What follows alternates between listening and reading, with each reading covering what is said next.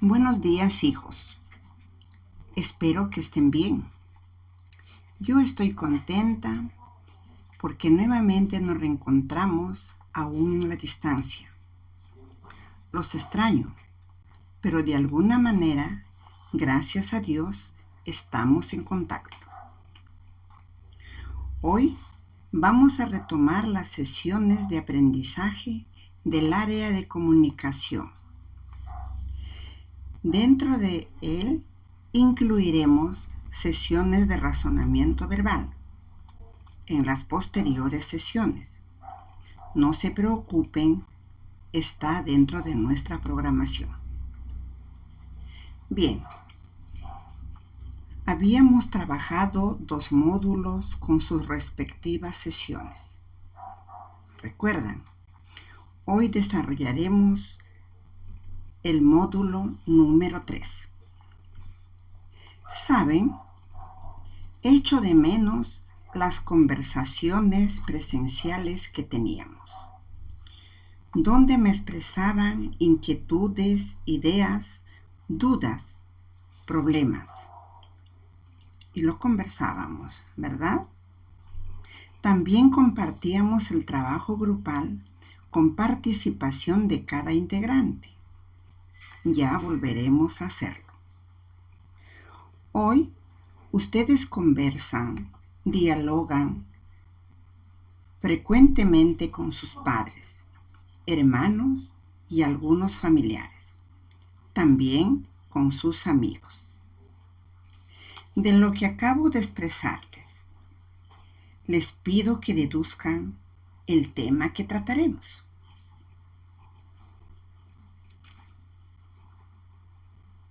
¿Listo? Creo que ustedes están pensando que el tema es el diálogo, ¿cierto? Así es. Trataremos el módulo número 3, el diálogo.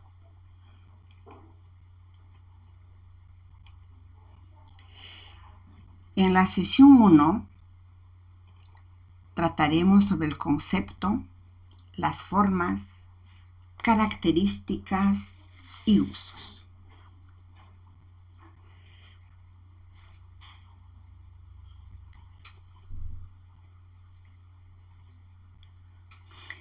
Desde que se inicia el día, nos comunicamos con los demás. En casa, conversamos con nuestros padres, hermanos y demás familiares sobre nuestros estudios, juegos, proyectos, deseos o sentimientos. En el barrio, conversamos con amigos y vecinos. En el colegio, con nuestros profesores y compañeros. A esta conversación entre 2 o más personas se les llama diálogo. Cuando nosotros hayamos concluido esta sesión, estaremos en condiciones de definir con precisión el concepto de diálogo. También desarrollaremos actitudes dialógicas y críticas constructivas en conversaciones, respetando las opiniones de sus compañeros. Igualmente, sabremos valorar el diálogo como medio de solucionar problemas.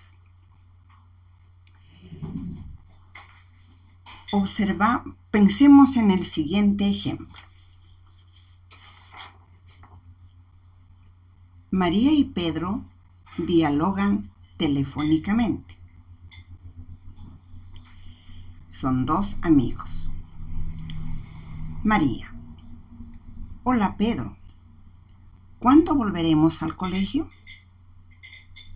Pedro: hasta que termine la pandemia. María: qué terrible enfermedad. Está aumentando el número de personas infectadas y hay muchos muertos. Pedro: tranquilízate, María. Cumplamos las normas sobre salud establecidas. Pongamos todo de nuestra parte y sigamos con nuestras sesiones virtuales. María: gracias, Pedro. Me hizo bien conversar contigo. Pedro: no olvides lavarte las manos. Cuídate en casa. Quédate en casa. Chao. Como vemos, para intercambiar la participación de los personajes, estamos usando unas rayas o guión.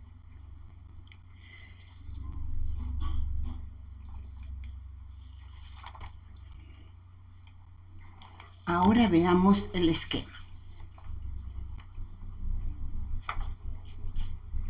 El diálogo. ¿Qué es el diálogo? Es la conversación, plática entre dos o más personas. No se olviden, entre 2, 3, 4 o más personas. Es de uso frecuente, es decir, de uso diario. El diálogo se presenta en formas. Tiene usos. También tiene características.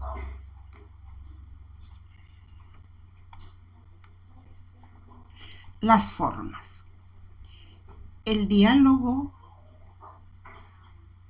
puede ser directo o indirecto. ¿Qué es el diálogo directo? El diálogo directo es cuando los personajes se expresan sin intermediarios. Sin intermediarios. O sea, directamente entre los personajes que dialogan.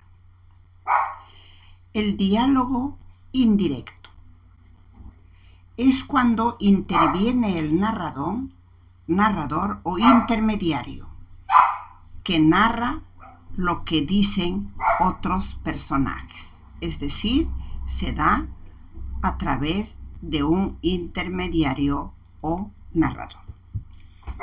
Ahí podemos ver con mucha claridad la diferencia.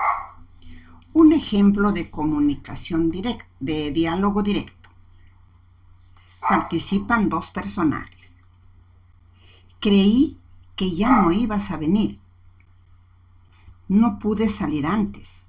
Mi mamá estaba sola y tuve que esperar a mi hermana.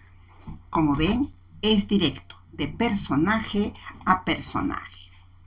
Un ejemplo de diálogo en la forma indirecta tenemos cuando el narrador o intermediario narra lo que dicen otros personajes. La madre les recordó que deben quedarse en casa.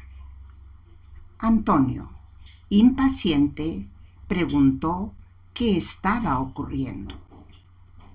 Les explicó que era necesario para no contagiarse con el coronavirus. Podemos ver con claridad la diferencia. Los personajes dialogan directamente. En cambio, en la indirecta, hay un narrador, hay un intermediario que nos narra lo que dicen otros personajes. Sus usos. Hemos dicho que el diálogo tiene uso frecuente. Por ello usamos en la vida diaria. Cuando conversamos con nuestros amigos, con nuestros padres, cuando conversamos en el barrio con los vecinos o cuando nos los trasladamos en una movilidad con el conductor y los que vienen allí. En el teatro. Eso lo podemos ver también con la intervención de personajes que cumplen diferentes roles. Otro uso del diálogo es en la narrativa. Eso ustedes lo conocen mucho más a través de las obras literarias. También se usa en las entrevistas. Hoy en día eso lo vemos con mucha claridad. Cuando el periodista entrevista a diversos personajes, dentro de ello al presidente de la República, a los ministros, a congresistas, a economistas, a médicos, etc. Entonces, el diálogo se da en la vida diaria, en el teatro, en la narrativa y en la entrevista. ¿Correcto? Bien. ¿Qué características debe tener un diálogo? En primera instancia debe ser natural y animado. No con palabras rebuscadas, sino con un lenguaje natural. Y tiene que ser animado. Justamente por eso debe darse con preguntas y respuestas cortas. Igualmente, la otra característica de un diálogo es saber respetar opiniones de quienes participan en el diálogo. Entonces, tengamos en cuenta siempre estas características para que un diálogo se desarrolle correctamente. También podemos ver la importancia. El diálogo es muy importante porque nos da la sabiduría para poder aceptar las diferencias que podamos tener y resolver los conflictos. Igualmente nos permite socializarnos para ir mejorando la convivencia. Finalmente les vuelvo a recordar que para indicar que cada vez que habla un personaje utilizamos la raya. Bien, hemos compartido conocimientos, experiencias valiosas sobre el diálogo. Tengan presente su importancia. Si tienes dificultades con otros, has ofendido o te han ofendido, resuélvelo dialogando, hablando y escuchando. Así vivirás sin rencores, en tranquilidad y amistad. Bueno, no se olviden que tienen 2 días para enviar sus actividades resueltas. Más tarde nos volvemos a encontrar para tratar un tema de educación religiosa. Nos vemos, muchachos.